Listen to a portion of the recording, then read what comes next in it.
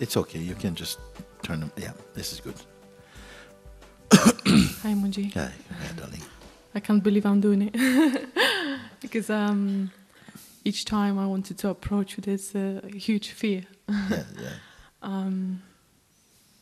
Yeah. And what was my question? Yeah, a few months ago, I realized after hearing your videos and contemplating, I realized what I am like. I felt it in each cell of my body, but then it became an experience and kind of belief through and kind of the lenses, like, and I noticed that the shift of perception. But I feel like I'm not living the real world. Like I'm not real. Like I don't know how to even describe it.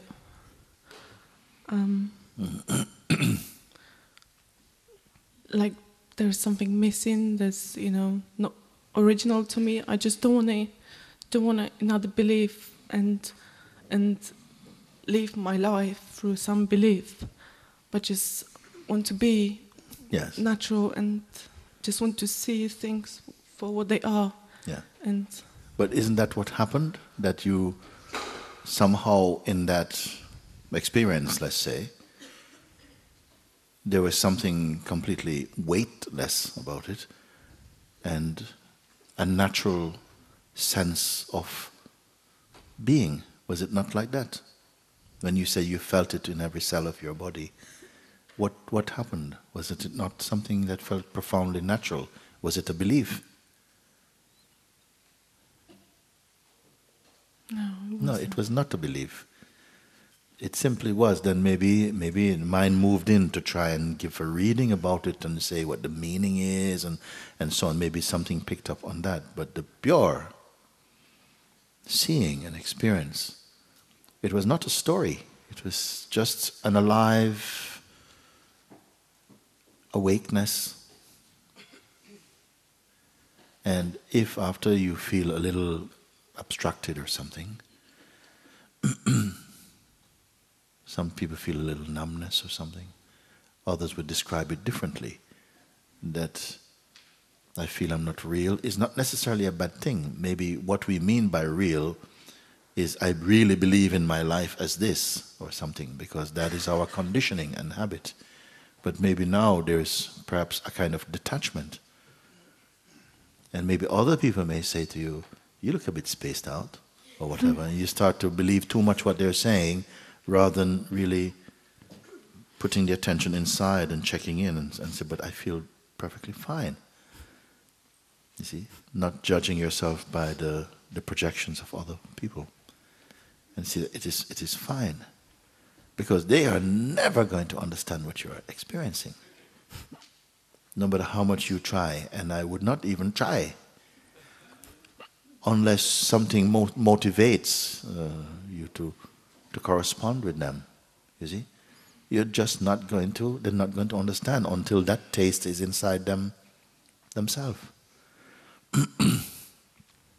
And also, don't try to demonstrate your spirituality also. Keep it your secret, don't. Yeah? But then you find that it is possible to be in both worlds. You can speak with people normally. You don't have to be spiritual. You can speak with them. But something will be moving through your conversations and your contact. Something will change, especially if they don't see that you're trying to do something, but you only speak from your truth, from your way. And initially, although there's greater peace, even in your face, in your countenance, the mind, which is still immersed in conditioning, doesn't see that at first. It sees more threat. That you're not the one I have in here of you. You're not matching up to my picture of you. So something is wrong with you. You see, you have to be strong And you're growing strong just by staying still. There comes a point when even if the whole world together came with one voice and looked at you and went, no.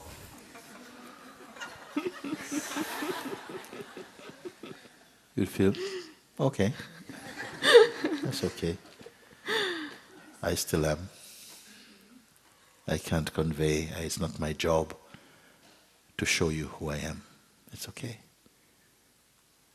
This strength is in you, you see. Otherwise, you're only living for the eyes of other beings who are rarely perceiving things as they are. It's like you're in this world, but you don't belong to it in quite the same way. It doesn't own you, but you're here. You're not dismissing it. You're moving wisely through it, not as a craving. Each being who came back to themselves in truth, they didn't suddenly and vanish. They lived on in this body in truth and moved with other beings and spoke and with love and compassion and so on. And there's such a tremendous wisdom that guides your way. You don't have to prepare, research who you're going to speak with, because it's not coming from the mind. Intuitively, something moves and is expressing. You're even sometimes surprise yourself what comes out of your own mouth, your own behavior, because it's not a prediction. It's not coming from methodology or from strategy or from self-consciousness. It just arises. It's almost like there's a power in you that knows the combination to each being. You somehow just find a way to be with them. So don't apologize or hide your light too much, and yet don't try to show it either. Just you keep quiet and move, and you'll find a way. You'll hit the right balance somehow, where you can move in this world and even carry on with your job and so on like this, but with a brighter light, greater peace. You don't have to fit into other people's projections. And it helps you to learn to be alone and to be by yourself. Gradually, as you accept yourself, you will more and more begin to meet beings who are on a similar frequency like you. You see, you don't have to go out looking, you don't have to go to Facebook. They will come. We had one plant in England, we see it more, we call it the Buddleia. And it grows, no, I don't think anybody is planting this plant. It grows in the rocks, it grows between the brickwork, on the top of roofs, it's growing. When other plants are wilting, it is still there. You see, nobody waters them, they're still there. It's not going to win any beauty contest, this plant. But when it's in season and flowers, all the butterflies, they come from wherever they're coming. The Buddleia doesn't have to call, butterflies, I'm ready. No, they just come. In the same way, in your own inner blooming, beings will come. They're drawn not by their mind, some power brings them this community of being somehow. There's no membership. Just you'll meet more beings like this, and so trust that, because sometimes if you listen too much with outer ears, then people and listen, then they will suffocate your light. So even if you feel, well, nobody understands me, well, they never did anyway. Okay, nobody understand you, you know. Actually, each one is unknowable. But while we are somehow gather around us certain qualities that we embrace, then we have the sense that someone can know you. But you're always changing, and so are they, you see. Trust it. You're not living life. You're being lived as life. In your own stillness, you just come to know that, wow, this is marvelous. I don't have to know where I'm going. Nobody knows where they're going. We only think we know. And like that. And embrace shallower projections. Because the deep you cannot fathom. You can only be. So, just continue as you are. You know, it is like, I use this example, sometimes you've been traveling for 6 months away from your usual place of that you call home, 6 months, a year, some people, and whatever. And it comes a time when you return home. When you go home, everything is as it was. Everything is there. Neighbors, the cats, the corner shop, the trees may be changed, but everything, you know this environment deeply. But it's not so near. There's a detachment. People come to tell you the latest gossips, but they don't penetrate into your being. You hear them in like someone speaking through a thick glass. It doesn't really get into you. And it's a beautiful way. It's like, I'm familiar with all of this, but I'm not pulled into the dramas of life. You're aware of them, but somehow your head is above the clouds with it. Not in some posh way, just you're not so touched. There's a little bit in this example of how our lives become a little bit more removed from the sweaty stickiness of being a person and having to, and this worldwide web of ego-centricity. Like you have to be a certain way, you have to be in, so this, something is out of it. And be happy. Because you understand that also, you don't look down on it, but somehow it is fine to be where you are. It's your time, and trust that. And gradually you'll come to see more and more that there are forces that normally you don't recognize, but they're assisting your way. That you're not just moving as one entity. It's almost as though when something is felt deeply and a movement is to happen, it's like a community of movement come to bring it. It's not, you're not a donkey and you move in that light. It's not fantasy. It's the norm, you see. So you carry on and don't assess or let people assess you and you take their assessment of you like it is something like a reading of truth or something. Yeah, it's been like that, like you described. Like I even went to my hometown, and everything was as it was before, but it was not the same in the same way, and and it became like more space. But then I feel like I'm losing the ground, like there's something wrong going on, and that probably maybe. You come to a point where you have to accept, I don't know anything at all.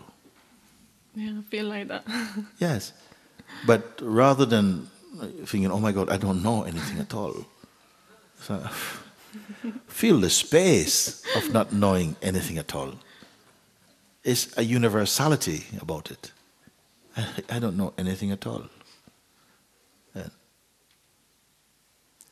Who was it? Is it Socrates who said this thing? Somebody like that. He said, I know I don't know anything. That's what he said. Yeah. What I know is that I don't know anything. And they call wise, isn't it? You don't know. What great freedom. Because there is some kind of stigma to the culture of thinking that you should know something. And many times, even in India I go, sometimes you ask someone, how do I get to this place? And they don't know. But they still tell you, you go down the front. It's like, maybe they just don't want to tell you they don't know. Some people cannot be caught with the idea they don't know. And they will talk to you for 10 minutes, yeah, and then you go and then... So, okay, so I make a left. No, right, you know. But you said, no, you can go this way as well. You can go...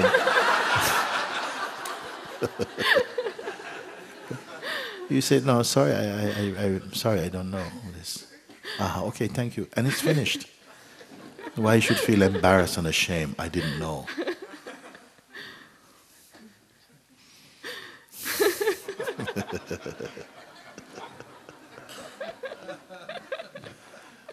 When you admit I don't know, you give people a beautiful permission to admit they also don't know. And then we all don't know together. What a happy bunch. I don't know anything at all.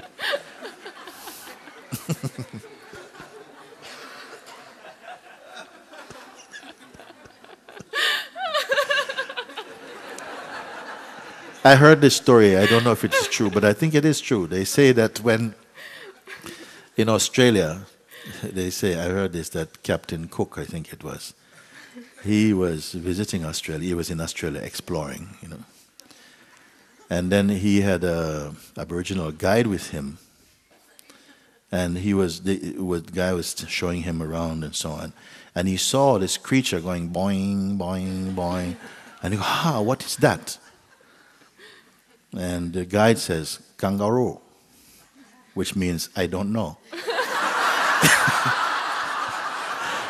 So Captain Cook, kangaroo.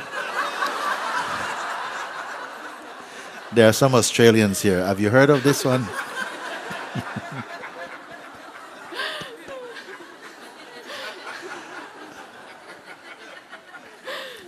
What is that? Kangaroo.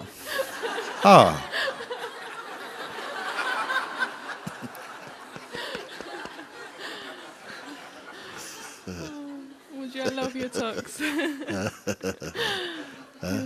I love your talks. Talks. I love your talks. My talk.